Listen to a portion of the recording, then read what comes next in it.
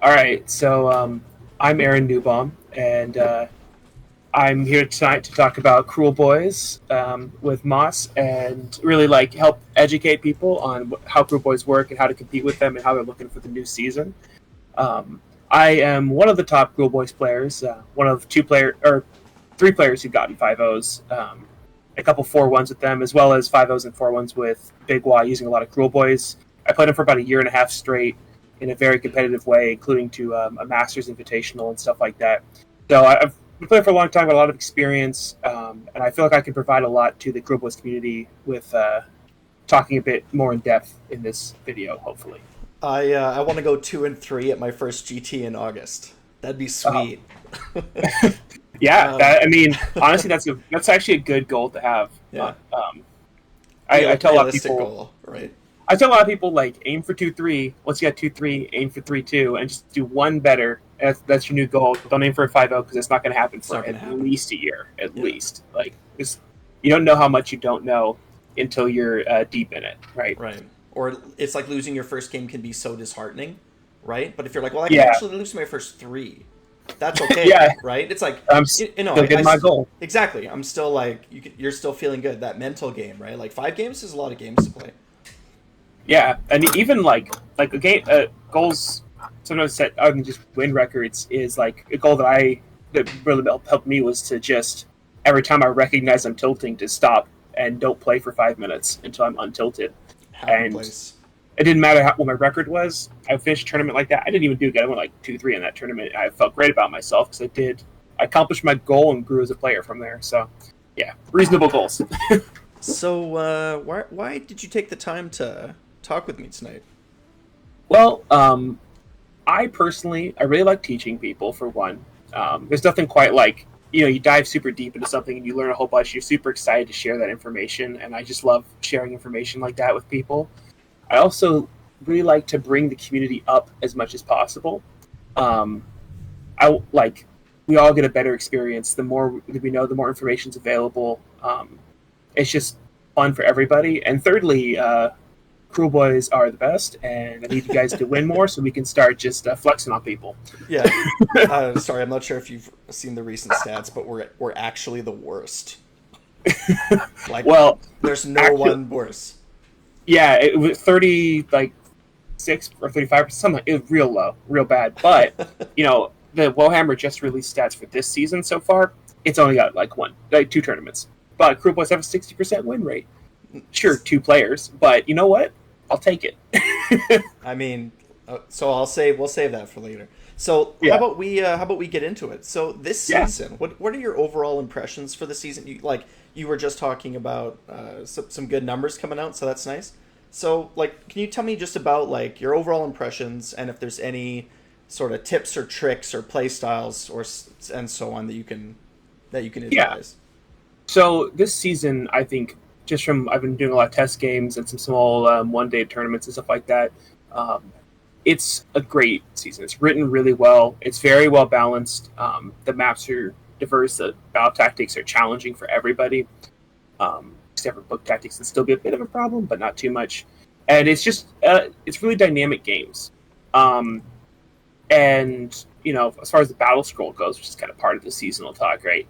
Battle scroll, I think, really, really, really helped the state of the game a lot. It went like bringing down the top dogs and bringing up the bottom by a noticeable amount, including rules changes. I think really changed the texture of the game because we were kind of hitting a point where some matchups just felt truly unwinnable, like because the Oh balance yeah. was way off. Like it was kind of disheartening, and I don't feel that way anymore. And that's a really good thing, and very invigorating if you're playing one of the weaker end factions. Yeah, Because that's huge. That's huge. I think that it's huge for me, and I think a lot of players that resonates with them, right? Like, I yeah, want to love this army, but it seems like like so many games I play with them, it doesn't feel like I'm actually playing the game, right? yeah, it It's like doesn't you're feel like doing a you're like thing and playing I'm right. losing. Yeah, it's like I'm here. It's not really a game. I'm just kind of getting squashed sometimes. It did feel like that sometimes. For one, it's a dicey faction. Secondly, when this lasts like 3 months, it was enough for even me to be like, I don't think I can bring Kruleboyz to a tournament. It's just not going to happen. Like Yeah. I felt disheartened, and it was like, and I'm really glad the changes happened. One of the big things is that new battle tactic, because this new GHB, the maps are pretty tough for Kruleboyz. Um, there's a lot of 6 objective maps, a lot of movement based maps, and we are not, generally speaking, a mobile army, which I'll get to later in lists and stuff like that. But um, that is going to be a challenge. But the new battle tactic gives us a lot more wiggle room because it's very easy to achieve, um, and it kind of snowballs into a much better play experience for Kruleboyz. Awesome. So any like little tips and tricks for the season, do you think? Like any like sleeper units or anything like I that? think okay, so I think most people who play Kruleboyz are aware Gobsprakk is awesome right now. Yes. His 3d6 dispel plus also being able to use primal dice. He's just doing d6 mortals over and over again. It's really good. Sorry, can I just so just to clarify, right? So Yeah. primal dice still go towards the 10 up for Yes. Gobsprakk Sunbinds, right? So That's a question just, that comes up quite a bit. yeah, it's just like you can't reroll and use them, but in every other way they work. And I Right. believe you can't use the 3d6 dispel and put primal dice on top because it's a modified. Okay, so that's interesting, right? That's a good rules clarification, right? Yeah, that's So important to know. it's one or the other. Yeah. Right. So So it does let you stretch your primal dice out more and not have to throw them all into dispels. yeah. So would you say that you just talking about Gobsprakk, because I know a lot of people are talking about Gobsprakk for this season. So would you then how do you play that extra die that Gobsprakk gets? Do you want to play it early and so you can sort of use it up, or do you save it? Because like my intuition would say use it early and use it on like a easily dispellable roll. So if you know your opponent's like Mystic Shield and they get it with a 6, it's like okay, now would be a good time to use it, right? Because it's what do you like? What are your thoughts? I think it's obviously based on the context of the game. I think in general, you have the right idea because like if you're going to be doing mortals to people on the wizards, you want to do it early and get them out of the game as soon as possible. Right.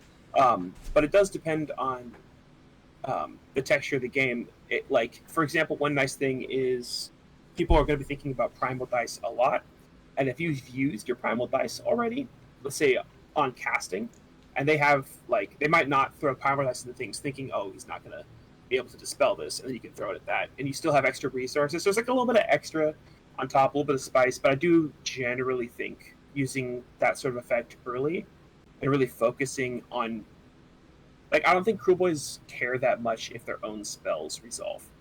Honestly, they're great spells, but we've not been able to cast them very well forever. Yeah. So you're kind of used to them not resolving. I think if you have Gobsprakk, you're using your primal dice to blow up their wizards like, frequently. Right. Yeah, that's spells and Kruleboyz are nice. Yeah, amazing spell list. And then once you've killed a couple wizards, then you can focus on casting your own spells. I feel like, Yeah. because then you're like really getting a lot of power out of that. I think on top of that, another thing about this like GHB is our wizards, our little ones, the Enduring Locust wizards, are very safe. You don't really have to throw them up anywhere. They're usually in the back, so it's like you have them and they're very available all game, and you can score points with them, score battle tactics. Well, probably not battle tactics much, but grand strats. You can deny things. Some people, their wizards are in a pretty vulnerable spot most of the time, but like I would say my Swamp Hellish Shamans tend to die in like the last turn of the game if they die in most games. So like you have them all game, and that's a nice thing to have. How highly do you value then the new battalion, the Acolytes battalion? I do not value it for a very specific reason. I think, for one, Gobsprakk has his own 3d6, so you don't need him as bad. Secondly, I can't think... I have never even once been able to justify not running battle regiments in Kruleboyz because it's so critical to how they play. Right. You need the drop control. You need to have first turn priority control. Without that, you're very likely to absolutely destroy yourself. So it's like really hard to justify increasing your drops by 3 to get a little bit more value. in Yeah, those circumstances. Yeah. that was a question actually that somebody was asking earlier. Was how highly do you value going first? Yeah. Not going first, but control first. Yeah, Right, very, right. very, very highly. The most drops I've ever been willing to play was 4 with Kruleboyz. And I'm normally the sort of person who's playing 10 or 11 drops in my armies. Like, I prefer that playstyle in most armies, but Kruleboyz need it. And the reason for that is the timing of our abilities. So, like, Super Sneaky happens before you decide who goes first. Not knowing, like, having to move your thing into a position before you know who goes first or second Yeah. is not good. Like, you're in a For bad spot. in every list that I've run for Kruleboyz that has a lot of drops, it's always the plan has always been that I'm gonna be soup sneaking like some gut rippers in a defensive position somewhere on the map, right? Yeah, Like just kind really of, far and just take an objective, right? Or like a unit of Hobgrots. It just, but you know what I yeah. mean? Not nothing aggressive. Yeah, and the thing is, like, the thing about that though is like you want to have the flexibility to be able, when someone like messes up big time in their deployment, you want to be able to pounce on it. Right. And if you can't control the drops, you can't do that. So it's like really rough. It takes away a lot, like half of your turn one plays if you are high drops. So that's why I don't. But I do think the Locust Battalion in every other way would be great in the army. Right. So I kind of see it's your point though. I think maybe the argument sort of breaks out like this. It's like we're going to be using all of, like you were explaining with your how you value the spells in the list. Gobsprack's going to be eating up all the unbind primal dice that you have, right? And so yeah, and you don't really need more. In fact, he sort of has his own one, right? yeah, And then so that then therefore you the value of that is significantly lower than controlling the pacing of the first turn. It's cool. yeah, and you don't really care if your spells resolve most of the time. Right. Sometimes you care, but most of the time you're like, I'm throwing it out there. I hope it resolves. It's not like I don't know, Yeah, like it's gravy. 5-up ward or something like that spell. It's Yeah. like hopefully this is great if it resolves, but I can live without it. Um, so it's like if it was critical, then I would do the Antorian Locust, but I don't think it is. So Do you value any of the new spells? yes, I do. I don't really value Hoarfrost on any of our units. It's Yeah. just not how Kruleboyz function. They don't really care. Like, you're here to do mortal wounds on hit attacks. It's not really that relevant. I mean, it's cool. Like, hitting on twos is nice. The Yeah. rend is not super needed, but, like, it's nice, but it's not nice enough to be trying to cast an 8 cast spell, and throwing primal dice at it. But the Blizzard, oh my god, it's so good. Yeah. Because, like, the reason it's really good specifically in Kruleboyz is you're very squishy, right? And you're going to be shooting at people, and they want to come into you. And part of what makes Kruleboyz strong when played right is the short range bursts they can do. Yeah. You're like double tapping people, and you're charging in and fighting with 3 units at a time. And just having the Blizzard on one of your Swamp Caller Shamans, like if they end within 12, and you just like, oh fuck it, I'm gonna throw some dice at this. If it resolves, you're just getting blown up, along with like 2 other units that you brought in. So it can really make this reversal of tempo. Yeah. Um, You can also get lucky too, where your opponent spent all their primal dice already and you still have some. yeah, maybe they're spending all their primal dice to try and prevent Gobsprakk from stopping them, and you're like, okay, I'm gonna blow you up on my turn though. Yeah, exactly. So it's pretty nice. I really like that one. The other one is like sometimes relevant, but I don't really care enough about that one. But it's fine. Stealing on the spells can be pretty cool. Um, Uh, it's just situational. Optimal focus. Do you take the command point? Uh, usually, yeah. I would say usually. Unless you have a specific plan, Yeah, right? or Unless that you really maybe see I'm it. like Yeah. maybe if Gobsprakk dies and you need a little bit more casting in that situation, like there's reasons to take the other one, but I think Right. defaulting to the command point, especially with Vulture bosses, you can be pretty command point hungry. Oh, absolutely. So I think it really does help. It's one of the things, actually, that ability, I think Kruleboyz really need command points a lot of the time and don't have really good ways to generate them.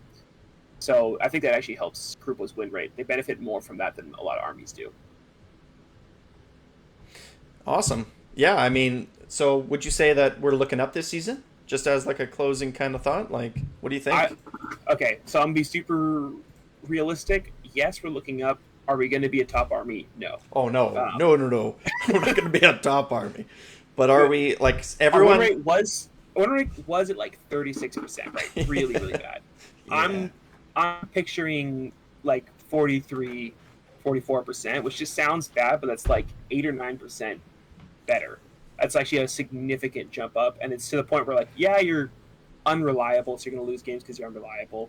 You're a little bit squishy, and a small mistake will cost you. But like, you're not bad. It's just the yeah. army inherently has a lot of risk, and it's sometimes going to get punished pretty hard.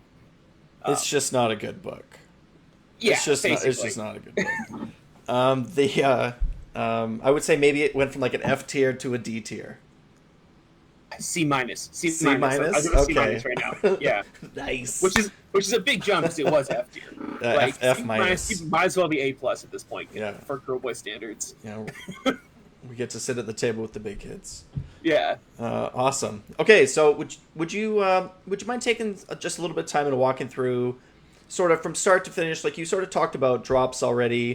Do you want to talk maybe just a little bit about like deployment, like what your plan is on turn one, and then sort of walk us through like a general game, right? So like the pacing, movement, how do you actually close a game and win, right? What are your yeah, thoughts there? absolutely. Yeah, there's like big picture thoughts, and maybe a little bit of micro, but mostly big picture thoughts here. So I think one of the things to think about if you're a Kruleboyz player, and like probably the most critical part of the game, it's true in most armies. This is the most important part of the game, but especially with Kruleboyz is deployment. Like Kruleboyz play a fast game on the tabletop. You're not going to run out of time. You should spend at least 20 minutes deploying, like at least, because if you take your time and really think about how you're setting up and position everything right, measure everything, like put all your screens within range of unleashing hell, um, make sure there's no places to jump through, think about where you're going to be on turn one, like really take your time with it, because Kruleboyz win or lose the game turn one, and then it's all snowball from there.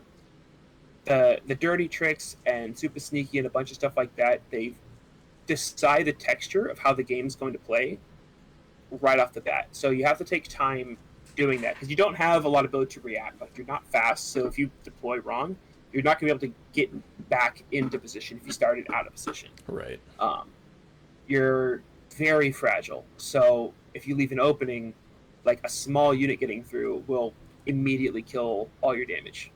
Um, it doesn't take much. Whereas like other armies, they have damage, but like a small unit getting through is like that's fine. But, like a screen can touch your bolt boys and kill half of them. Yeah. So you have to be like very careful about that sort of stuff. Yeah. It's Make also sure you screen out deep strikes. Like oh yeah. my god, it's you lose a command point, right? Because you have to inspiring presence them. So it's like we're so command point hungry already as an army. It's and you're sitting right. at like It's like six, 5 up, 6 up saves with like 5 or 6. yeah, because they had a rend. They had a rend. If I'm not wrong, Bolt Boys have a 6 up save, right? Yeah, 6 so up it's save. like what are you doing all out defense? Right? No. Yeah. Right? Like it, but it's ridiculous. It's like a breeze kills Bull Boys, and then the battle just, shock knocks the rest of them over. Give them like a sideways glance, and they're like, "Oh, guess I'll die." Yeah. So, being the right place at the right time is super important. Secondly, using your dirty tricks as huge turn one plays and not just as things that are kind of useful. Yeah. Means you have to deploy in such a way that before you should know what your dirty trick is going to be and where you're going to move your super sneaky before you finish deploying. Yeah. Like you should have it all planned out and be ready and to capitalize on something. Like for example, there's a video of this somewhere where it was streamed on like the Honest Wargame or something, and I was playing in Small Town Throwdown, New November, and I was on stream playing against Cities of Sigmar, and I set myself up, spent a long time deploying, and then basically I super sneakied up some Hobgrots, gave him first turn, and then used Disappearing Act to pick up his small screening units so they couldn't move on to that objective, and it was the only active objective. So he basically didn't get to score turn one. And I had guys on it, so he couldn't like walk a hero onto it and steal it from me. And like, but that I knew I was going to do that well before I said, okay, I'm done deploying. I knew exactly what I was going to do on my first turn. So taking that time is important, and that play is basically what from there on he was at 0, or he scored 2 points. I scored 4 on my first turn, and then it was like for the rest of the game he's trying to catch up. That's what I mean by like turn one determines it. Whereas if I hadn't done that, messed that up, um, then it's fair, and he can just play. Doesn't have to make bad decisions, and then Right. I probably lose because I'm bad at math. Like the math of the army isn't good. You have to set up a situation where you're advantaged, which they have the tools for. If you know that you are, if you know that you have control of the first turn, do you just super sneaky as deployment? I literally just like you just deploy them that way, and the models where I'm going to super sneaky them as I'm deploying it. Like a lot of time, I'm just like, okay, I'm setting them up and I put them a couple places to kind of miss my opponents, but I'm thinking about it. I'm like picking them up, putting them down, picking them up, putting them down. Sometimes I'm just doing these mind games, but like you have to know what you're doing with them. That's interesting. So, that's funny. That's yeah. So you're telling me that like as you're deploying, you'll like put something over in the corner or whatever, and then later you go like I don't know, and like pick it up and like exactly. And try there, like they don't know what you're gonna do, and then I'll do something completely different, and like you gotta be a little sneaky bastard. It's on flavor with the army. Yeah, you're not wrong. And I've said this, but I feel like you have to squeeze out all the value of every Kruleboyz rule that you have. Right? You have to get maximum value out of everything, and then you can win. Yeah, you can't not use something and correct. Buy, but you can't not use it to maximum value. Yeah, right. Using every drop. Exactly. Like even from the list design perspective, like every list I design, I'm specifically thinking about can this list use Kruleboyz Waaagh efficiently. As an example, I design my list to make sure that it can. Yeah. You have to.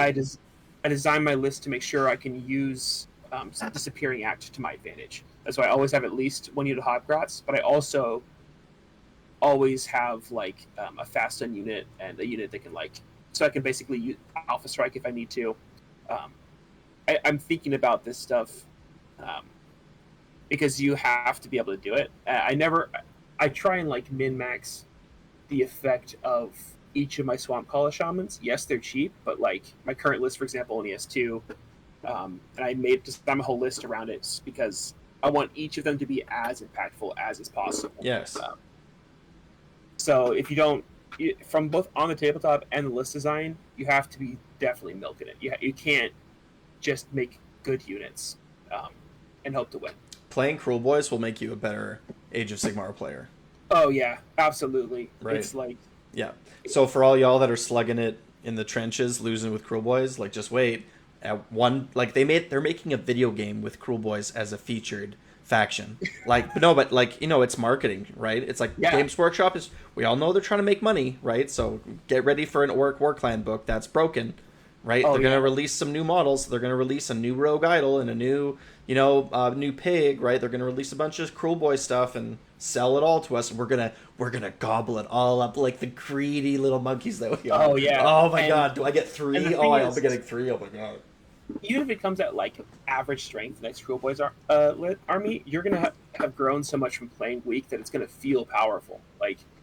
Because if you never had to go through playing where you had to maximize everything, if you don't have to, you're not gonna learn to do it. Correct. If you don't have to play well, you're not gonna learn to play well. So it's really a great honestly. So I've recently been playing with Idneth just because a year and a half straight with one army is tough, and Idneth is not a strong army. But it's not weak either. So I've been feeling wow, my units do things. Right. I feel so powerful. Yeah. What is this? Do things consistently, rather. Their power level's low, but they're consistent. So yeah, and that'll, I think, be true for anyone who plays Kruleboyz for a time and really sits down and learns how they work. So we talked about drops. We talked about turn 1. We talked about your super sneaky, right? Where you want to place that.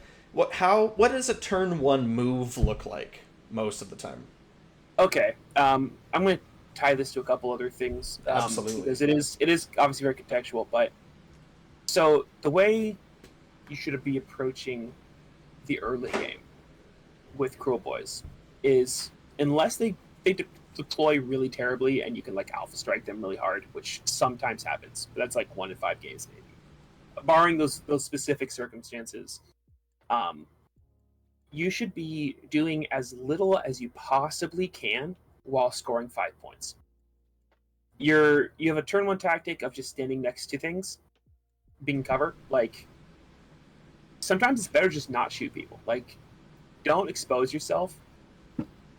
Touch objectives. Put as little as possible to touch them.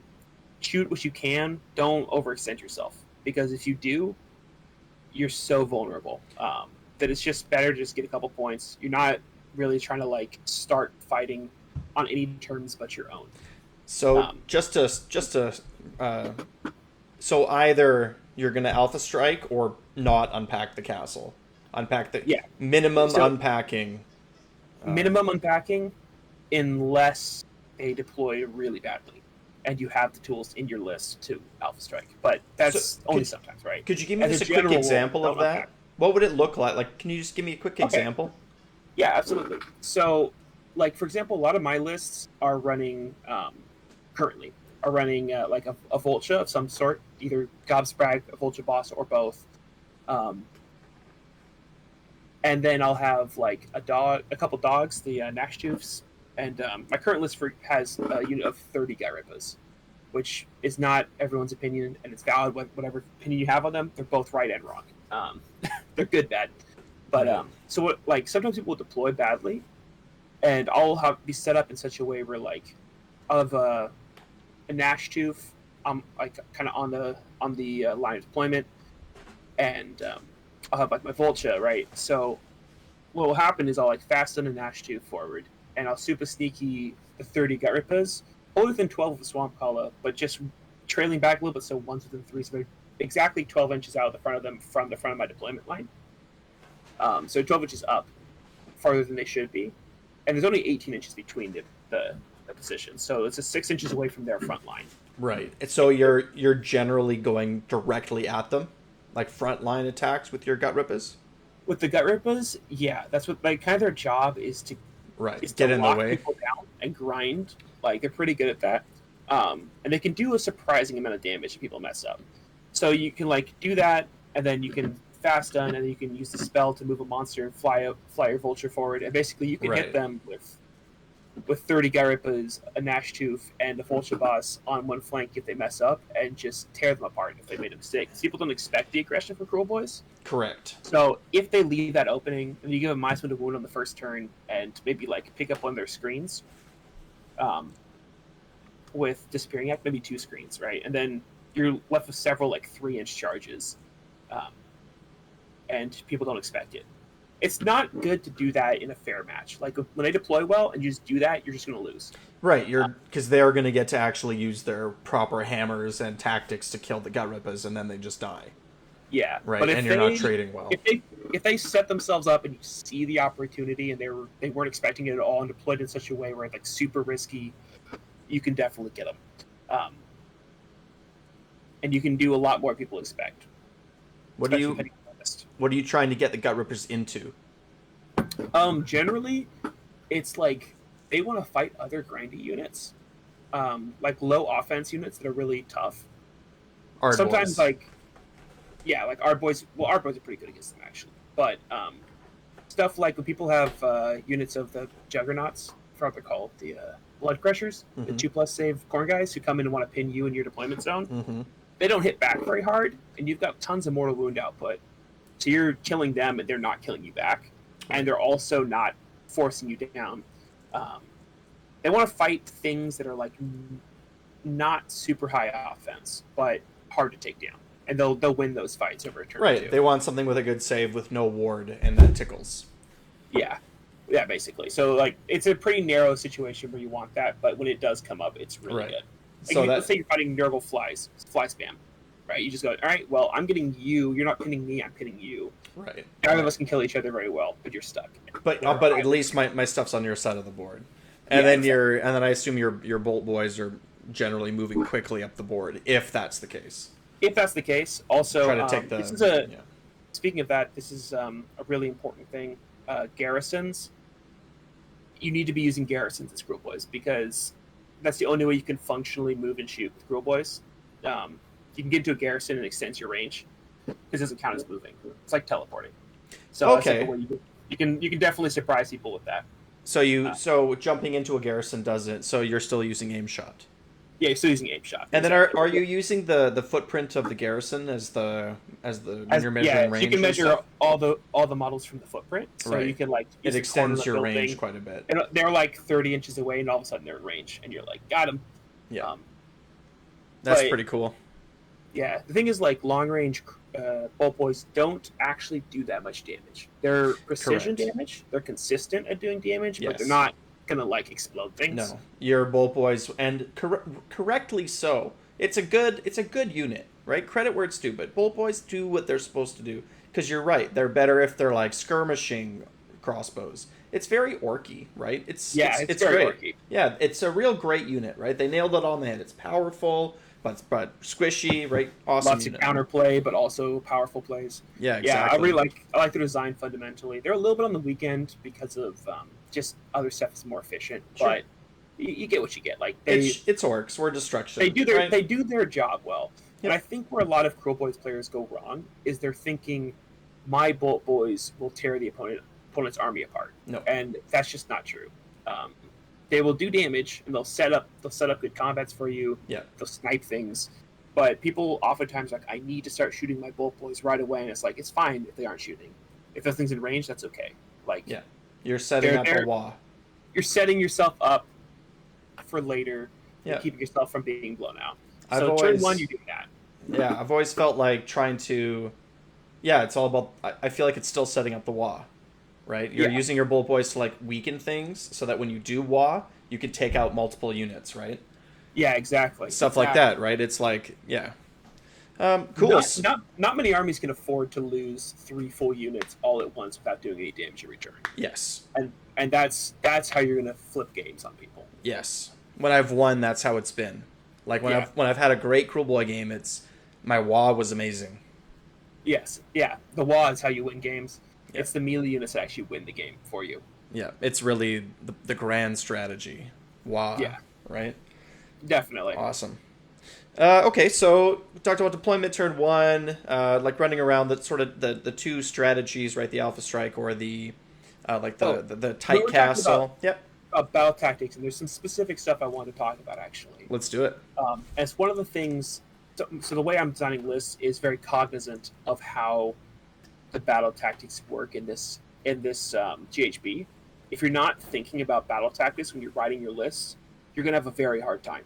Right. You're not mobile.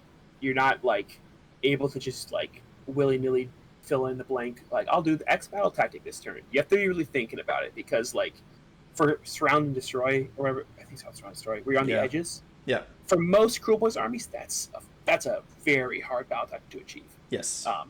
So I'm running 2 Gnash Tooths in my army to run up the flanks and help me score that, for example. Right. And Gnash Tooths can be a little bit awkward, so I'm 4 drops, and I don't like being 4 drops, but I would rather be 4 drops than not be able to score tactics. Getting more units out of your deployment zone than in can be very challenging as well, without exposing yourself to being blown out. So, like, you really have to be thinking about that when you're writing your list. You don't have to pick the same ones you're going to score as I am, but make sure to sit and look at the battle tactic and think, I want to be able to reliably score at least 5 of these. You got 2 free ones from your own stuff, but 2 is not 5, and you need to be scoring 5. Yes. So, you absolutely. That's how you win the game. yeah. Some armies can just like show up and then just fill in the blanks because they're just good at doing battle tactics, right? Kruleboyz, it's not like that. So, what is like a general game? Do you have like an order of battle tactics that you sort of keep in mind? Yeah. So turn 1, you're probably doing the hiding in terrain one, most likely. Right. It's So just- as you deploy, it's part of your plan. You deploy Right. in it, you're ready for it, you're setting up like that. But it's actually a lot harder than it looks like it is to do turn 1. It looks really easy, but it's actually not. Like if you're setting up some people to score score objectives, you're not scoring it with them. So it's actually more of a turn 2 because you throw forward like some Hobgrots and stuff like that and score some points, and then they get killed, and then you're all in the back in terrain pieces and stuff like that. Because you can't be in melee, you have to be hidden in terrain, It's also good late game when you have like 1 or 2 models left. Nice. But it's harder than it looks. Like you look and you're like, oh, that's super easy. It's really not. Like it really does require a lot from you.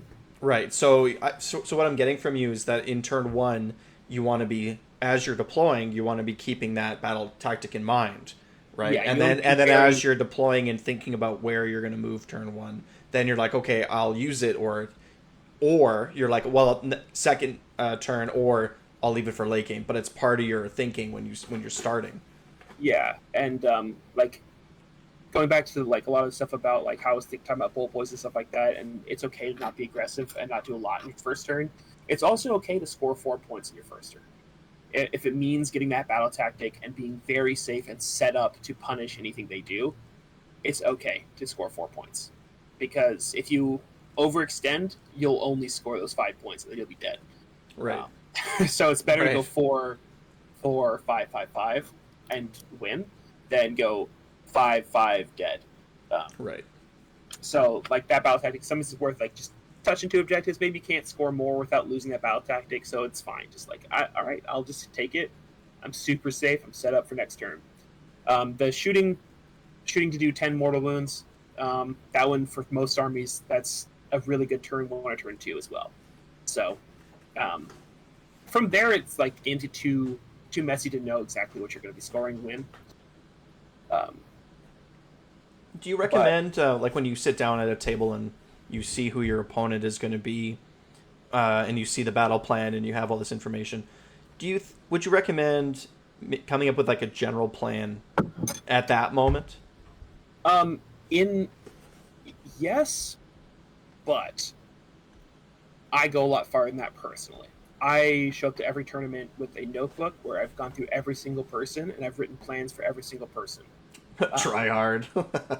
It's fun for me to do that. Yeah, I get it. I get it. I never. The thing is, like, I never actually opened the notebook at the table. Sure. I never look at it. The point was that I sat and I thought about it. Yeah, writing is integral to the thinking process. Absolutely. If you sit when you see what your matchup is or whatever on your pairings, just take a second. And I would recommend before you go to the table, because it can be very distracting unless you're at the table. You want to talk to people and get to know them. Just sit for like a minute or two before you walk to the table and be like, okay, like generally, what do I do in this matchup? And even if your plan is bad, thinking about your plan will help you grow and get better in the future. Yes. And thinking about how am I going to approach this matchup before you show up will make you win a lot more games. So I definitely recommend, generally speaking, doing that in some way, shape, or form, whatever fits you as a player. So what I'm hearing from you is that you can't recommend a sort of formulaic battle tactic plan for players to use in their tournaments. What you are recommending more so is encouraging players to take the time to come up with their own plans. And the fact that you have a plan is the important thing.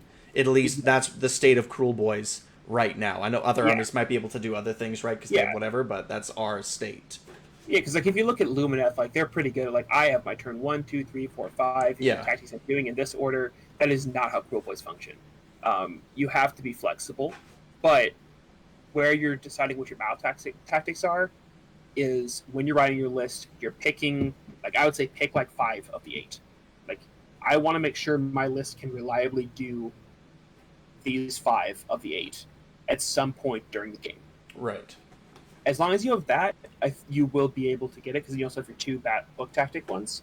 You have 7 available to you, and you'll be able to do them as you please. Sounds hard. Yeah, it is. It's hard. I mean, you're not playing. It makes you a better player. It makes you a better player, right? Like that's it's a very good idea, right? This season's gonna be better. You're gonna be a better player. Like, just hang on. Cool. So I have one more question about like how to sort of win the game, and that's we are a command point hungry army. So which command abilities do you value and which do you not? Like in terms of like using command points for abilities. Exactly. Yeah, I mean, Unleash Hell is amazing in this army. We're probably the best Unleash Hell army in the game. We do it better than anybody else. The thing is, in my local meta, because they play against me all the time, people just stopped letting me do it. They just Right. never, they're like, oh, it's going to unleash hell. I know better now. And they don't do it. But if they're not, like, if I haven't played against Kruleboyz a dozen times, which most people haven't, you're saving points for Unleash Hell is like, it's better to Unleash Hell than it is to do Inspiring Presence and save your gut ripples at the end of the turn. Because the amount of damage you're getting out of it is nuts. It's almost like a whole extra shooting phase Yep. that you can do. And when you have the Vulture Boss, you're doing it twice in one turn, and you have Gobsprakk for the first one, so there's no minus to hit. It's a lot of damage. It's sick. So we're doing real pro stuff with that. I also highly value redeploys, especially with Gobsprakk, but also the spell that gives people -1 to charge. When you also redeploy, it becomes difficult for them.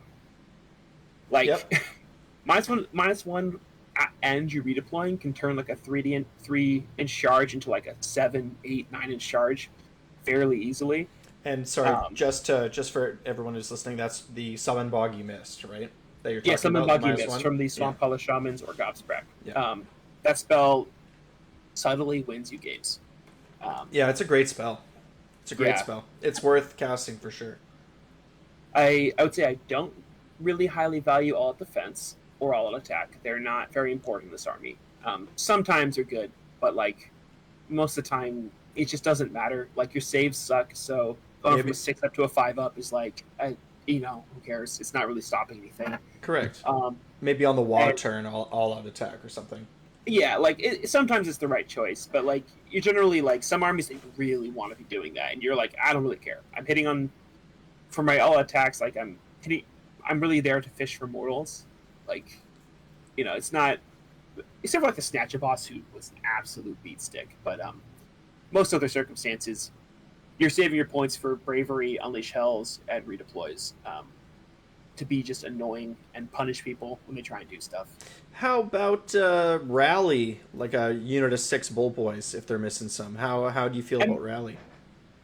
So like if you're using like 9-man bolt boys, it can be pretty good. 6-man, you're generally pretty CP hungry. Maybe with this GHP changes a little bit because you get the extra one fairly often. Mm-hmm. But like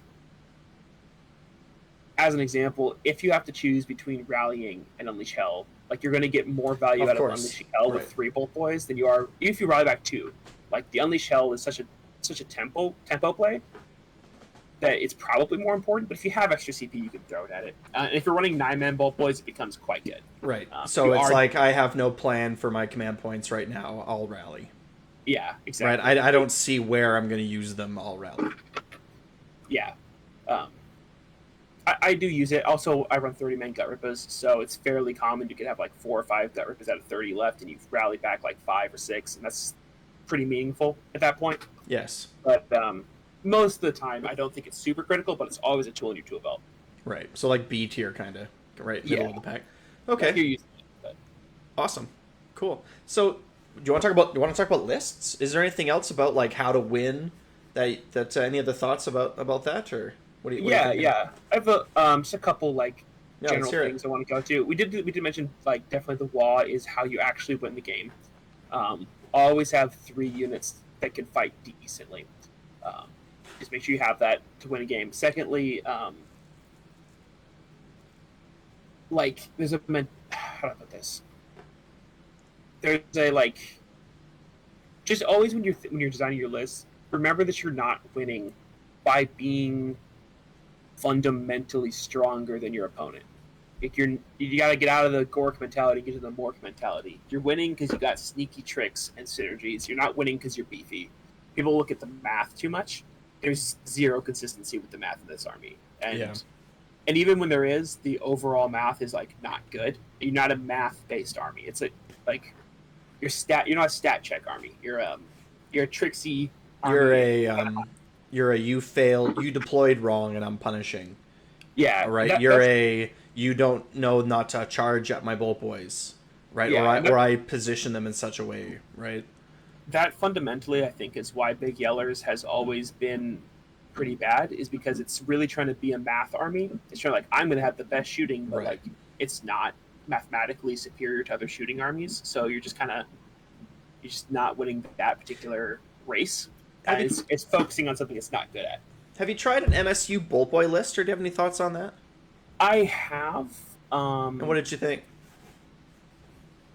I think it's like it is extremely polarizing.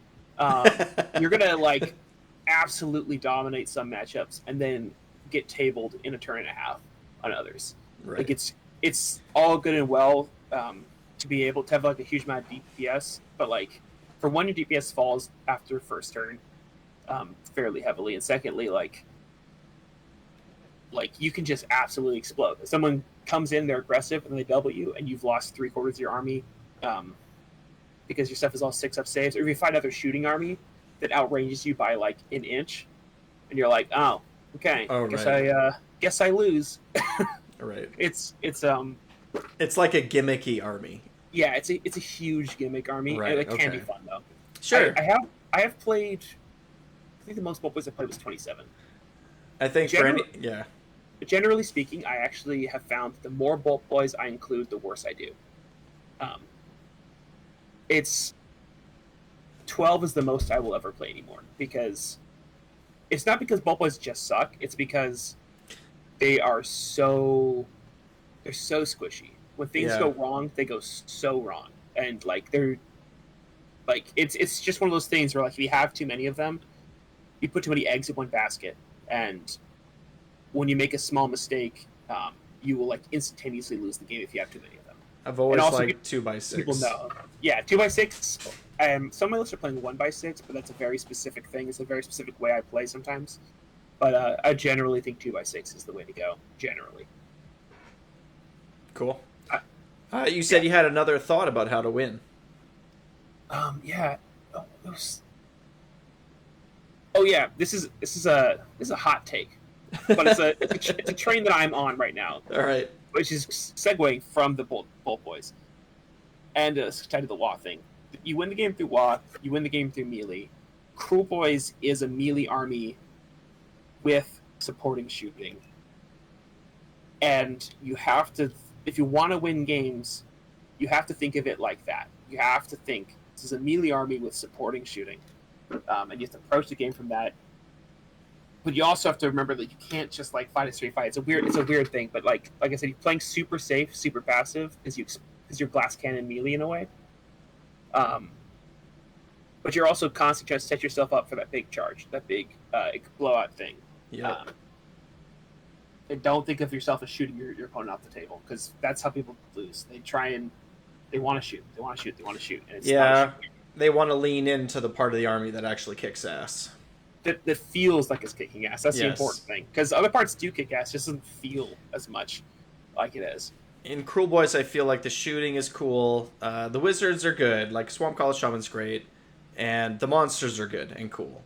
Yeah, Gnash Tooths are insanely good. Yes. The only awkwardness is battle regiments become very awkward with them. That's the challenge. But is it 10 wounds? If there were 9 wounds, it'd be so much better. Yeah, no, for sure. So, is this a good time to segue into lists? Yeah, definitely. Awesome. So, what are you playing? What's your list? What's your favorite stuff? Okay, so I've got 2 lists I want to go over. One is Grinnin Blades and one is Big Yellers. And I think they're both pretty good in different ways. Do you have them? Like, do you have as PDFs or something? I can probably screen cap them. Send them to you right now. Sure, that'd be cool. I guess I'll pull up my Grinnin Blades list and start with that one. So here's the first list. Got them all up on the screen here now, ready to go. This is the Grinnin Blades list. It's currently, probably, if I was going to show up to a GT, it would be something very similar to this, at least, right now. So this list is obviously Grinnin Blades, and I think Grinnin Blades becomes the de facto way to play, and I do generally agree with that, because just not letting people shoot you from outside of 12 is good. Yeah. It's tactically good. It gives you so many more options in how you move and deploy, and lets you just really mess with people. So it's just good. The Grand Strat Crump 'em all, you only get that if you're playing either Gobsprakk or Kragnos. I think actually you might be able to play Gordrak, I'm not 100% sure. But it's basically the opponent will have less than 3 units on the table at the end of the game. and doesn't really care what happens to you. So I think that's pretty darn achievable. And a lot of the grand strats that are currently in the GHB are hard. They're very hard. There's a lot of things that can go wrong. So I think this is like definitely the best option for Kruleboyz right now if you're going to be playing Gobsprakk, which you should be. And there's an Indomitable Triumph just to save CP, and because there's going to be a lot of things out there. There's going to be the Endless Spell that turns off command abilities and stuff like that. There's a lot of ways where people can stop it, and you don't want your 30 Gyarados, which are in this list, to be running. So I'm going to start with the leaders. There's 2 Kilobosses on Great Gnashtooths, and I kind of mentioned this earlier, but they're basically there to score battle tactics. They're tanky, they're fast, they don't do a lot of damage, but they're tanky and fast. They run up the flanks, and they're scoring early battle tactics, and then being annoying. They're there to make people's decisions hard, and allow you to extend without overextending.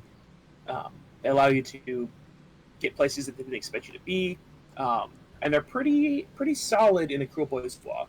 They're amazing, but they'll do their job. They'll mess up small units or pin down big dangerous units. Like one time with them, I put Mystic Shield on one, sent it into a Stonehorn. It survived its turn, and then came to my opponent's turn, and I did Finest Hour, and it survived that whole turn. Then it got to my turn, and I just retreated out. I had 1 wound, and I was just in the way at that point. So it basically made his Stonehorn not play for 2.5 turns, which is that's a lot of value for 100 points. They have incredible value in this army. I mean, I've always felt that we are an army that struggles with mobility, right? And so for 120 points, this thing does exactly what it needs to do. Yeah. And so part of the downside of them is they mess with your battle regiments. Like you can't this is 4 drops because they don't fit in battle regiments easily. But the way this list is built, that's okay. This list doesn't care quite as much about having control over goes first because it's got a lot more survivability. Then I've got 2 Swamp Color Shamans. One is Blizzard, one is Hoarfrost. I'm not sure on the Hoarfrost. That's definitely one of the caveat there. I'm not sure I want that there, but I'm playing around with it. I think it might be better as one of the Kruleboyz spells. But it's cool. The Blizzard we were talking about earlier, just the blowouts you can do with people coming into you. You're like, get blasted, nerd. That's just strong. And one of the reasons why on Swamp Color Shamans I'm not playing Kruleboyz spells is because Gobsprakk is a lore master. He knows all the spells. Yeah. And most of the Kruleboyz spells are very situational. So he's got the 4 spells. You don't need to be casting all 4 of them a turn, right? Like you're at most casting 2 of them that you need in that situation, and he can do both of them. So you're usually casting their War Scroll spell, Mystic Shield, stuff like that. Summon Boggy Mist. Summon Boggy Mist or Mystic Shield are really what they're casting most games at most turns. And then Gobsprakk is going to be casting he's going to Choking Mist a lot of time. Choking Mist. He's going to be doing Sneaky Miasma, Nasty Hex, Sneaky Miasma, whatever you need in that situation. Yeah. He's like the toolbox. Yeah, the Sneaky Miasma Nasty Hex combo is nice. It is. Right? Being able to, and especially if you still have that 14-inch fly, right? It's like, oh, I'm over here now. Boom, your guys. That's such a great combination. Yeah, but yeah, I hear what you're saying about the toolbox, right? It's just whatever you happen to need. Yeah, you don't need all you guys having those utility spells when you have the toolbox in your list. Yeah, I kind of hear what you're saying about Hoarfrost though, about how you're not really that sure. I have. It's fine. I'm trying because I have 30 Gut Rippers and they hit on 4s. Sure. Putting the 2s is nice. Is it good? Probably not. But I could see it being at its best in a list with 3, like a reinforced Gut Rippers list. Yeah, this is if you're gonna play it in Kruleboyz, this is what it would be in. But if you were playing minimum Gut Ripper units, you probably definitely not play Hoarfrost. It's just a waste of effort. It's a hard spell to cast. You're trying to basically polish a turn in that situation. It's just not. You're throwing a lot of resources at something that's not going to accomplish what you want it to do. Right. And then lastly, there is a Snatch Boss. He should have Fast Done. I guess I forgot to put it on there. Okay. But that's pretty standard. Pretty standard. He's got Super Sneaky, of course. Again, standard. The Artifact of Power, I currently have on Beastkilla Slop. There's a lot of monsters in the meta right now. And the thing is, the other artifact I could realistically be bringing is Mork's Eye Pebble, but I'm already Grinnin Blades, so it's or already pretty good against shooting armies. And Beastkilla Slop, I think, is a little bit underrated. For those people that don't know, because I personally just also had to Yeah, look it up. I'm about to say what it does. Okay, So go ahead. basically, it does when you're charging a monster or fighting a monster, you're on a 2-up, you do D6 mortals to that monster. On a 6, it's 2D6 mortals. Um, it's probably not going to roll 6, right? But It's like a 2-up D6. It's like a better stomp. yeah, it's 2-up D6, and then you can like roll them or whatever to a monster. And the Snatcher Boss is really how you're going to be blowing up stuff like that anyway. Um, so people, it's situational, but like all the Kruleboyz stuff is situational. Correct. It's just a matter of which hole you feel your army has. I feel like this list in particular doesn't have the shooting power to take down monsters reliably, like consistently, like blow up things like that. It does have a Killbow, but like it's only got 6 bolt boys, right? So it's like I'm not going to soften them up and then just hope they roll good. So it's kind of filling the gap I personally see in how this list is built. Right. I wouldn't say it's good in every list, but in this one I do like it. And you're using it probably most often on your Waaagh turn as well. Yeah, most like on the Waaagh turn because I really want to come in and just delete 3 units. Right, and so get a huge tempo. Right, so 2-up D6 because again you can't stomp monsters, right? If I'm remembering correctly. You cannot stop monsters. Right, so this is like a special monster stomp. And it happens about the reason I'm comparing it to these monsters rampage actions is because that's when it sort of happens, right? Like immediately after them. So like you said, it's like roar, and I'm gonna give you this big stomp, right? It's pretty good. Yeah, and one of the things is like just having played Kruleboyz for a long time, Snatcher Bosses are incredibly powerful, but they also are very swingy, like everything in Kruleboyz. And I've found they tend to do like 11 to 14 damage. Sometimes they do a lot more, but that a lot of monsters are at 16 wounds. Like, so having an extra average of 3 off the slop is like enough where they're dead, as opposed to being just badly wounded. And that's important to me and how I play. I think killing things is Yeah, killing things as opposed to leaving them damaged is a big thing. It matters. Yeah. So one of the things to look at in this hero leader section here is we were talking about Alpha Strikes before. This one can do it real hard. You look at this list, you don't really see an Alpha Strike, but like I was saying, the 30 Gut Rippas deploying up, you run up the 2 Killbows on Nash tubes, and they have like 8-inch charges at that point, but that's not that bad. And if you got the spell off, there become 7-inch charges. With plus 1 to charge from the Swamp Hollows and stuff like that. The Summon Bucky Mists. Snatcher Boss has Fast Stun, so he's shooting up 16 inches up the board, and Gobsprakk can cast the Sneaky Miasma on himself as well. So you can turn 1, get 30 Gut Rippas, 2 Killabosses, a Snatcher Boss, and Gobsprakk into somebody who wasn't expecting it after removing their screens with a dirty trick. Yeah. And that can be devastating. Yep, -1 choking mist, right? That -1. Yeah. Yep. And I've got +1 to charge, you got -1 to charge, and it's just really gross when it's the right situation. But primarily this list plays a lot more defensively and passively, so because 30 Garpas, and there's Lunas Solitus, you always gotta have a Hobgrot unit. You gotta have a Hobgrot unit. They're great for super sneaky to just be annoying. They score battle tactics, they score points. They're just there, and they're important. And they do more shooting damage than people expect. Like, 3-3-1-1 after a run. Yep. Solid. 10 little grenades. Yep. Take like 3-4 damage you weren't expecting to take, and it adds up. Yeah, they're great. As they're accomplishing other things, right? They're also taking an objective and being a screen and tying something. Like, they have a lot of value. I mean, someone asked me this question to ask you, and I thought it was funny. They said they wanted me to ask, what is your favorite unit, and why is it Hobgrots? Why is it Hobgrots? I mean, Hobgrots are actually one of the best units in the book. Yeah, even though they don't seem that good, but like you play I wish them, they could be like, battle line. I wish I could just have them as battle line. They really should be unconditional battle line. I don't know why they're not. It would make the army It would make the army better for sure. Yep. For some reason, more monsters, right? Like you can play more like big stuff that kills stuff. Yeah. Like 4 Hobgrot units. I'll take 4 Hobgrot units. I'll take 6, and I'll take a whatever it's called, Marsh Crawler. Yeah. Right, like just for fun. For some reason, my screen turned off, but my audio is clearly still working. I'll figure that out later because it's whatever. I know what these lists are. So the other thing, like, Okay, they are my favorite unit in some ways, but my favorite unit's actually probably the Breaker boss. He's just fun. Yeah, But yeah, for sure. I think like obviously six Bolt Boys is good. There's some. I think two of the things to really talk about in this list and to think about is why is it not more Bolt Boys?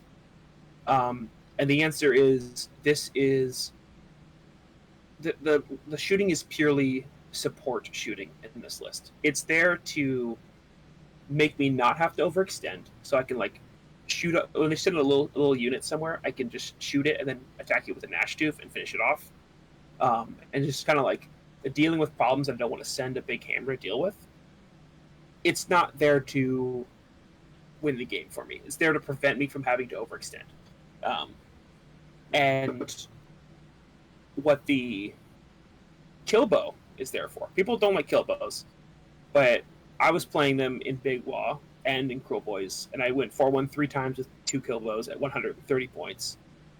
And people were always telling me, like, why are you bringing these things suck? And the answer is, they're like, oh, because they don't do consistent damage, like, they're super swingy. And I'm like, yes, they are super swingy.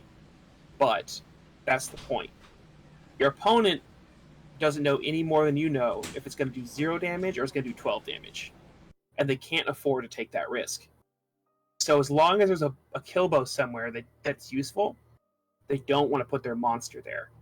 So what you do is you put your Killbow in such a place where it forces them to send their monster towards where your Snatcha boss is and away from your Killbow. And then your Snatcha boss is set up to actually kill that monster. Right, because you're also running the Slop. You get the Slop, and he does a lot of burst damage. You're setting up a Waaagh turn. Yeah, because it basically helps you set up a devastating Waaagh turn. Just having them somewhere pushes your opponent where you want them to be. Right. And that is a game-winning thing to have. So you're basically like, when you're deploying, you're already setting up your Waaagh turn. Yeah, when I'm deploying, I'm thinking, I'm putting my Killbow here, like deploying it in range of 2 objectives usually, because I want their monster on this side of the field. So that I can Waaagh them later. Yeah. And like that's how you have to be thinking about, like that's how deep you have to go when you're playing. When you're deploying with them. That's why I say take at least 20 minutes deploying. You're sitting there going, where do I want this monster? Well, go over here. How do I punish it? Find a buddy, go into Tabletop Simulator, deploy and take the first turn, and then do it again. Because in Kruleboyz you've won or lost already. Yeah, you know how the game's going to go by the top of turn 2. Like it's pretty. It's like, oh, your Stonehorn trampled through my line and is sitting on my squishies. It's like, okay, let's roll it again. And obviously, in like real life, you can sometimes climb your way back into games. Like, stuff happens, but you should be thinking of like turn 1 being very decisive and important for them more so than other armies, and you should be deploying forever. Take your damn time with that deployment. And I'm saying this, and I'm a fast player, so I don't normally spend that much time. But like even I take a long time with it. Yeah. But that I think is like for me, for the way I approach games. That I think is my ideal Grinnin Blades list for this season. And something else I want to talk about: the maps. This GHB, there's a lot of maps that require you to move a lot. There's a lot of maps with 6 objectives. There's ones with disappearing objectives and activatable objectives. Because of that, that's why you need those Gnash Doofs. Because otherwise, you're not going to be able to really get to those objectives in a timely manner. You're going to fall super far behind. Yeah, I've had a few games like that for sure already. So, it doesn't have to be Gnash Doofs. Having a Vulture boss in your army can do a similar thing. Where you can like jump out and go somewhere when you really need to get that objective, you aren't fast enough. It helps you solve that problem. It gets you battle tactics and things like that. But you have to be cognizant of it, and you have to be thinking about that when you're making a list. My list isn't like the end all be all. There's no such thing as the best list in really any army, but this list is really good and is thinking about all that stuff, and is a good way to think about. It's a good thought experiment to look at this list and think about how is this scoring these, and look at this one that I made here. And think about why I made those choices and how you can make choices of your own to solve those problems. Could you cut 300 points of Gut Rippus and throw in another unit of Bolt Boys or reinforced Bolt Boys in this list for people that really want to play those Bolt Boys? Would you say that list is still going to fit to the... It could. Here's the thing: as soon as you bring another unit of Bolt Boys, you need to bring a Swamp Hollow Shaman for them. And when you bring a Swamp Hollow Shaman for them, it's a lot of points investment changes your heroes are. But if you cut two like tens of Garpas, bring it down to 10, 10, and 10, you're going to change the fundamental way this list approaches things. You don't have a center at that point. You don't have like a brick in the middle, which makes the Gnash Tooths awkward because there's nothing to prevent your opponent from focusing them down, and they will die to focused fire. But they will not die to small amounts of fire. Like a small unit coming in will not kill them. If they have resources to focus on them, it will. So when you don't have the big brick in the center, their firepower goes to the things that you care a lot more about. They don't have something they have to deal with in the middle of the table. Your flanks become weaker because of it. You don't have an anchor. So if somebody did want to play in that style with more Bolt Boys this season, with the double kill boss on Gnash Tooth, because I think that's pretty interesting and good. Like, I think you really are correct when you say that the battle plans, that a double Gnash Tooth or like a Vulture will be incredibly valuable. Like, I definitely see that for sure. In lots of ways, right? Like, definitely. And then your argument is, or your experience is that then having that big Gut Ripper center is fundamental to having that strategy. To having this particular strategy, yeah. Right. Okay. If you wanted to play a lot of Bolt Boys, I do have a good big Yellers list as well. That is also aware of how the season is and the maps and the stuff like that. If you want to switch over to that one. Yeah. If there was nothing else you wanted to mention about the Grinnin Blades list, absolutely. Yeah. So, if you really like playing Bolt Boys, I generally advise against Big Yellers as a general thing. But it doesn't mean they're always bad. I just think, as a general rule, Grinnin Blades is really good. I do think that shooting is going to be less prevalent in this particular meta. Because a lot of the shooting armies got nerfed. And very few shooting things got buffed, if any. So you're going to be seeing less shooting armies. And there's a lot of armies that are good against shooting armies. So... prevalent around the table, so I think you're just not. It's going to be a little bit better to play Big Yellers than it has been at a lot of other points where you just kind of get off the table occasionally. So I do think they're in a better spot than sometimes, and this list does reflect some of that. So I think, for one, it's got multiple fast units. You see, it's got Gobsprakk and Vulture Boss, and we were just talking about why that's really important, right? Yeah, and a kill boss, right? So you have the 3. Yeah, so you got the 3. Just like in the other list.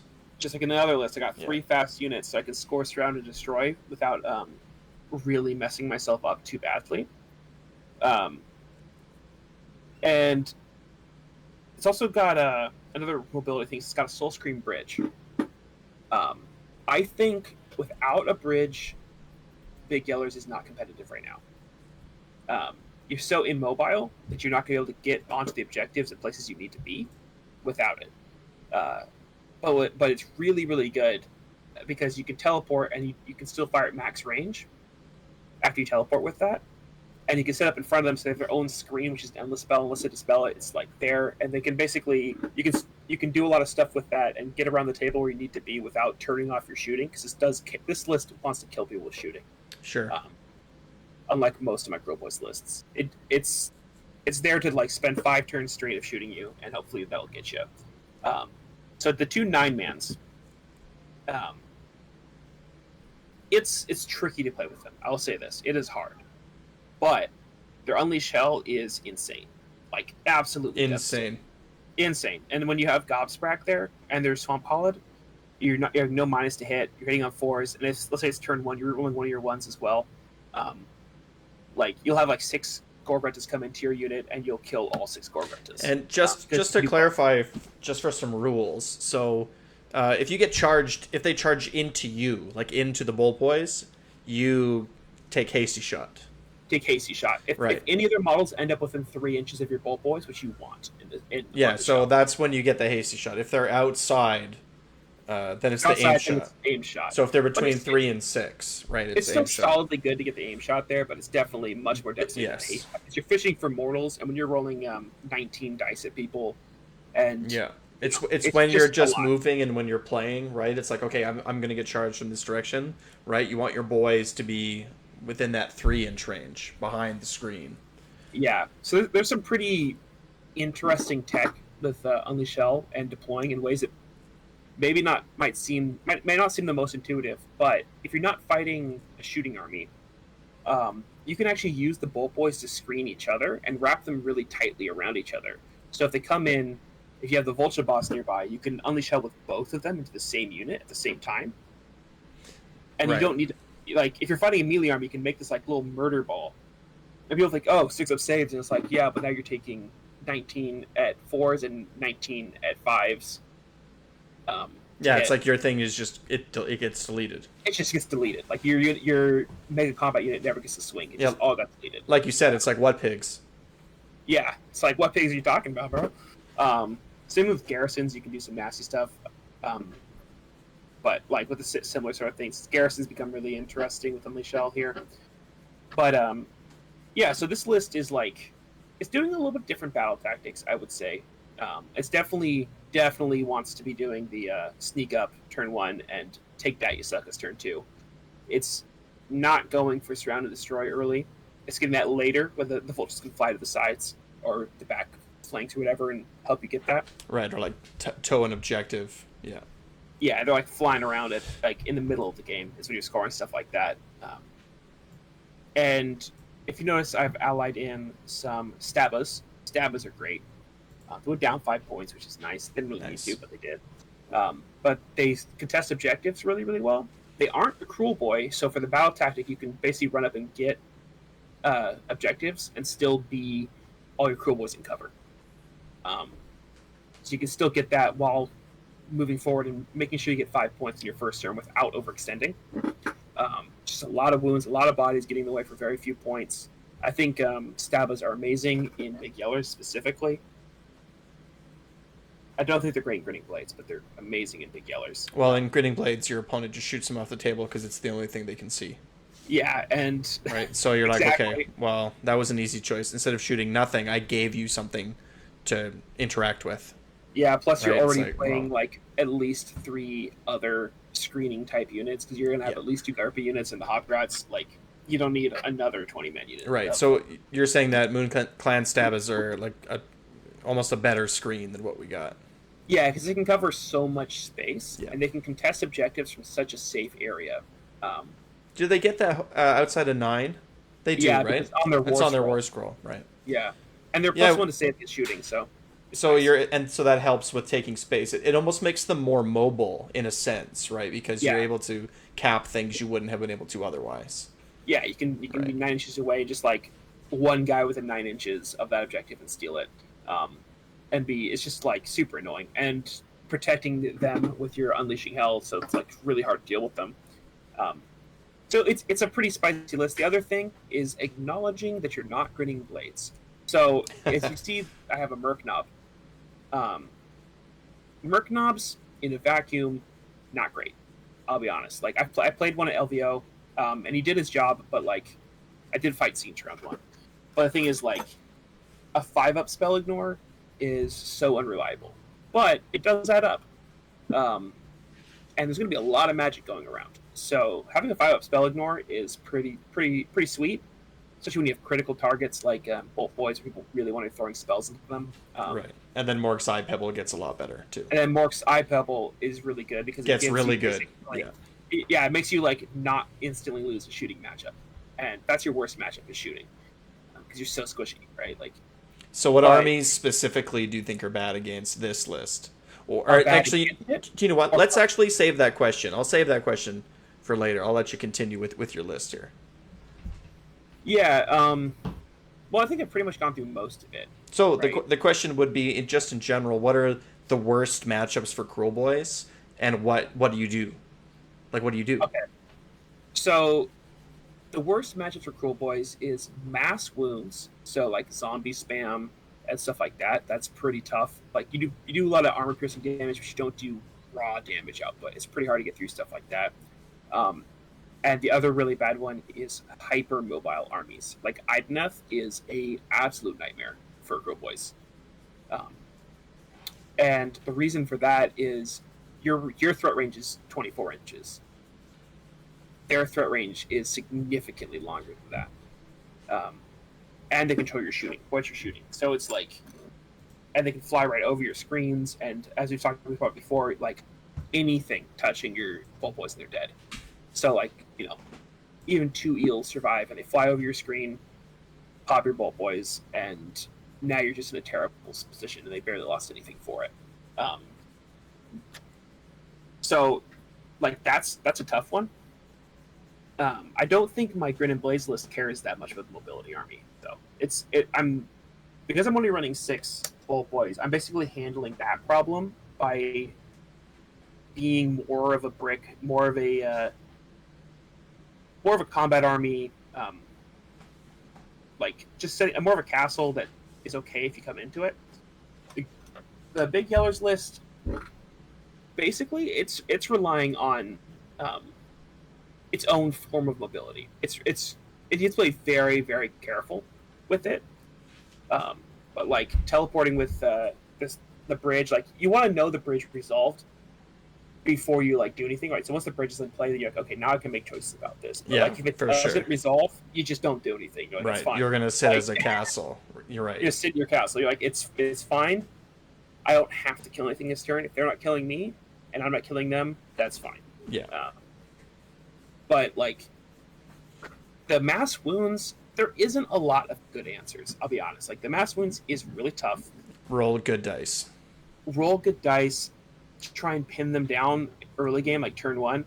The pathetic Garpists are pretty good at that. Like if you're fighting zombies, and I turn 1 super sneaky my Garpas in as wide a line as I can and just tag them all and keep them stuck in the deployment zone for several turns, then I'm playing a real game there.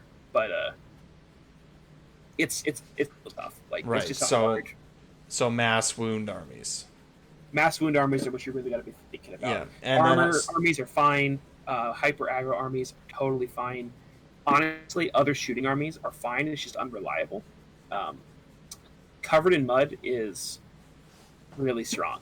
But unless you don't roll the 4-ups, as we've all done, every Kruleboy knows the pain. Yeah. When I was at LVO, I rolled 0 dirty tricks the entire tournament and the Sunday tournament. Like no 4+s the entire. I played 8 rounds and got 0 4+s. So it's rough when that happens. But yeah, it does. But if you get even one, covered in mud flips the shooting matchup on its head. You just super sneaky up your 9-man bolt boys into a cover. You can shoot them; they can't shoot you. Right. So this gets back into that kind of beginning of the game plan idea. Are you going to be? Because I assume you're going to be taking Noisy Racket almost every time. Most of the time, it is actually pretty match dependent. Right. So it might be that or Covered in Mud, maybe. If you don't think that if it's going to be like a castle v castle turn 1, we're not going to do anything on either side sort of matchup, right? It's like, and you're like, who cares about giving my turn right. 1? Right? I'm not expecting a fight from you, and you have shooting, so Covered in Mud suddenly in this game is good. Yeah, and you do get 2 dirty tricks now after that update before last, so it's like you do generally think, okay, I'm doing Noisy Racket most games. I gotta think of what other one is. However, like, do take a second. This is another thing of that long deployment phase. Take a second to think: do I want to do Disappearing Act or Covered in Mud in this matchup? Because you want to do both. Sometimes you want to do both. You want to like, because like, for example, if you're a Kruleboyz player, if it was done to you, it would suck. Where they're like, oh, Covered in Mud, so you can't shoot me, and I'm going to just pick up your guys who are going to get objectives turn 1. And they're in an enemy castle, so you're like, they can't score points unless they overextend. You can really set up some good situations for yourself by, like, imagine yourself as the enemy player, where you're like, which of these would, if I was them, which of these would I just absolutely hate to have happen to me? I actually do booby traps way more often than other people do, I think. That was going to be my next question. Booby traps, I think, it isn't great, but for one, it definitely does a mind game. People do a lot of stuff, like, they could realistically, they should just ignore it. Like, they don't know where it is. They don't know what's going to happen. It might not do anything. Might do 6, might do 1 wound. Who knows? But people spend their whole game tiptoeing around, avoiding terrain pieces, moving badly, just trying to not take the mortal wounds. And that in of itself makes it worth it. If you can make your opponent play bad for 5 turns straight, like, that's pretty good. Getting back into those mind games. Yeah, the other thing is, like, if you're fighting Gargants, you're, like, definitely taking traps because you just need to do raw damage.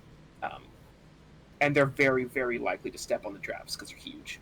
Yep. So it's just extra damage at that point. Like, -1 to wound and that, and the other ones don't really do much, so you're like, cool. But it's more useful than it looks. Low wound count, high armor armies are also, it's pretty good against them. Like, it's worth thinking about. Like, let's say you're fighting, I don't know, Varanguard. Even with a 5-up spell ignore, they have a 2-up save. So you're like, take some extra wounds sometimes so I can finish off those units when I need to. It's useful, but it's definitely the weakest of the 4. Oh, yeah, for sure. Absolutely. Okay, so that's awesome. Were there any other thoughts that you had? Like, any closing thoughts about, like, about lists or tactics or spirits or what? I don't know. Let me think about this for a second. Well, okay. Actually, it's kind of hard. I don't think I have anything off the top of my head as a closing thought. But do you have any thoughts of your own that you'd like to do, or any extra little questions or anything like that? I feel like it's going to be a good season.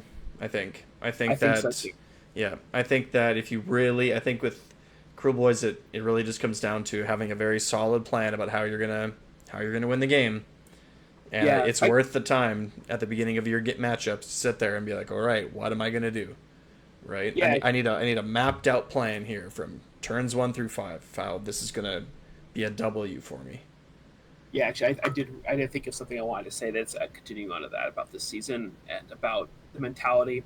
So, taking it from a top player, not the top player, but a top player, this season is very well balanced, but it is very skill testing. And that's a good thing. This season, when you're losing games, it's almost definitely going to be because of decisions. And that means there's a ton of room to learn. Like, if you're losing games, the balance is close enough and the maps are set up in such a way, and the battles are set up in such a way that there's probably something you could have done about the thing. And as Kruleboyz, you will be facing a lot of situations where you're like, damn, I'm losing really hard. Like, how did this all happen? But there's a lot of room to learn. And I think if you can figure it out, there is the space to succeed. And I think this is going to be the first GHB where Kruleboyz get what I would call like a real 5-0. They had a 5-0 in a singletons at an 11-man event. But, and 2 at teams, me and Orkman, I believe, got the other one. I'm pretty sure it was him. But I think this season, the space is there to succeed. It's going to be hard. It's always hard to 5-0. It's always hard to win games. But it's there, and you got to keep a positive mentality and a learning mentality to it. Yep, that was the idea behind this channel. That's why I started it in the first place. Awesome. It's like, I suck at this. How am I going to win with this? I gotta have a whole plan. Yeah. It's awesome. All right. Well, thanks for so much for taking the time. I really appreciate it. It's been great chatting with you. Yeah, definitely.